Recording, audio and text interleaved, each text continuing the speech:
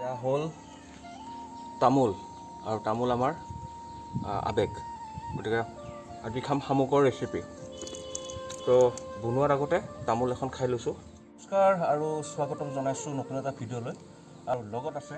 special শামুক আৰু শামুকটো কেনেকৈ বনাওঁ আৰু কি কৰোঁ ফাৰ্ষ্টৰ পৰা আপোনালোকক সকলোকে দেখুৱাই আছোঁ নেক্সট ভিডিঅ'টো গোটেইখিনি আপোনালোকে চাব তাৰপিছত গম পাব যে আচল প্ৰচেছটো কেনেকুৱা গতিকে বলক ভিডিঅ'টোৰ মাজলৈ আগবাঢ়োঁ জীৱনটো যান্ত্ৰিক হৈ পৰিছে একেই কাম একেই সময় আৰু এই যান্ত্ৰিকতাৰ মাজতে কিবা এটা নতুন বিচাৰি ভাইটিৰ হতুৱাই বিচাৰি বিচাৰি লৈ আনিলোঁ শামুক বোলো আজি নতুন কিবা এটাকে খাম দুদিন পানীত তিয়াই থোৱাৰ পিছত শামুকবোৰ ধুই পখালি ল'লোঁ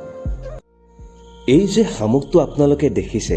ইয়াৰে মুখখনত এখন ঢাকনি থাকে আৰু সেই ঢাকনিখন আমি আঁতৰাই ল'ব লাগিব আৰু পিছফালে থকা জোঙা অংশটো আমি কটাৰী এখনেৰে কাটি ল'ব লাগিব এয়া মই টেষ্টাৰ ইউজ কৰিছোঁ ঢাকনিখন আঁতৰাবৰ কাৰণে আৰু কটাৰীৰে কাটি লৈছোঁ পিছফালৰ অংশটো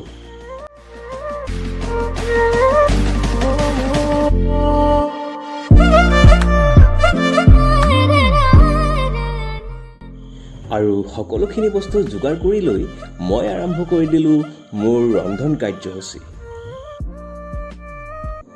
আৰু এইটো যে দেখিছে মাটিৰ চৌকা আচলতে মাটিৰ চৌকাত খোৱা বস্তু বনালে বৰ সোৱাদ লগা হয় প্ৰথমতে শামুকখিনি বইল কৰি লৈছোঁ এয়া বইল মাটি দালি এয়া পিঁয়াজ লগতে মান ধনিয়া আৰু লগতে কেঁচা জলকীয়া হালধি আদা নহৰু আৰু নিমখ আৰু লগত লৈছোঁ ৰেড চিলি আৰু গৰম মছলা আজি ঘৰৰ ভিতৰত বনোৱা নাই আজি বনাইছোঁ মোৰ ঘৰৰ সন্মুখত থকা ফুলৰ বাগিচাখনৰ সেউজীয়াখিনিৰ মাজত কেৰাহীটো ভালদৰে গৰম হোৱাৰ পিছত এই কেৰাহীত দিব লাগিব সৰিয়হ তেল আৰু তেলখিনি গৰম নোহোৱালৈকে কিছু সময় ৰ'ব লাগিব তেলখিনি ভালদৰে গৰম হোৱাৰ পিছত এতিয়া কেৰাহীত দিব লাগিব পিঁয়াজ এই সেউজীয়া পৰিৱেশৰ মাজত মাটিৰ চৌকাত অসমীয়া পৰম্পৰাগত যি খাদ্য সম্ভাৰ সেয়া বনাবলৈ পাই মনটো যথেষ্ট ভাল হৈ আছে আৰু আচলতে বহু দিনৰ মূৰত এনেকৈ বনাব লৈছোঁ আৰু হয়তো নাজানিছোঁ কিমান পৰম্পৰাগতভাৱে এই খাদ্যটো তৈয়াৰ কৰিব পাৰিছোঁ এতিয়া পিঁয়াজখিনি কিছু সময় ভাজি থাকিব লাগিব যেতিয়ালৈকে গল্ডেন ব্ৰাউন কালাৰ নহয় তেতিয়ালৈকে আমি পিঁয়াজখিনি ভাজি থাকিম পিঁয়াজৰ লগত আদা নহৰুৰ পেষ্টটো দি পেলাই অকণমান সময় ভাজি এতিয়া ইয়াত দিবলৈ লৈছোঁ শামুক আৰু কিছু সময় শামুকখিনি আদা নহৰু পিঁয়াজৰ সৈতে ভাজি লওঁ আৰু কিছু সময় ভাজি লোৱাৰ পিছত আমি এতিয়া দিম হালধি আৰু লগতে দিম নিমখ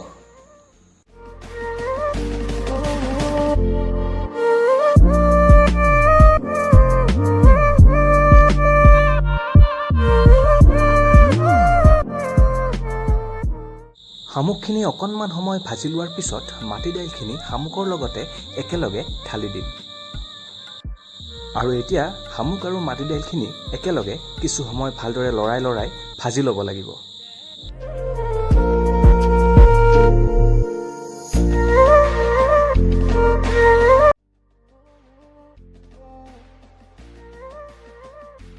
আৰু কিছু সময় ভাজি লোৱাৰ পিছত আমি দিম ৰেড চিলি আৰু গৰম মছলা আৰু লগতে ঘৰতে প্ৰস্তুত কৰা কলৰ খাৰ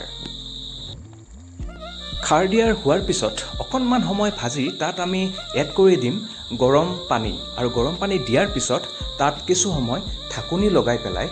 বইল হ'ব দিলে অকণমান বইল হোৱাৰ পিছতেই আমাৰ ৰেডি হৈ যাব মাটি দাইল খাৰৰ ধুনীয়া আঞ্জা অথবা কিছুমানে আঞ্জা বুলি ক'ব পাৰে বা কিছুমানে গ্ৰেভি বুলি ক'ব পাৰে যোনে যি নকওক কিন্তু খাই বৰ সোৱাদ লগা গতিকে আপোনালোকেও ঘৰতে এনেকৈ বনাই ট্ৰাই কৰিব পাৰে ধুনীয়া সোৱাদ লগা মাটি দাইলৰ আৰু শামুকৰ আঞ্জা গতিকে আজিলৈ এৰিছোঁ শুভৰাত্ৰি আমি সকলোৱে একেলগে মিলি খাই লওঁ আপোনালোকক পুনৰ লগ পাম মোৰ পৰৱৰ্তী ভিডিঅ'ত ধন্যবাদ শুভৰাত্ৰি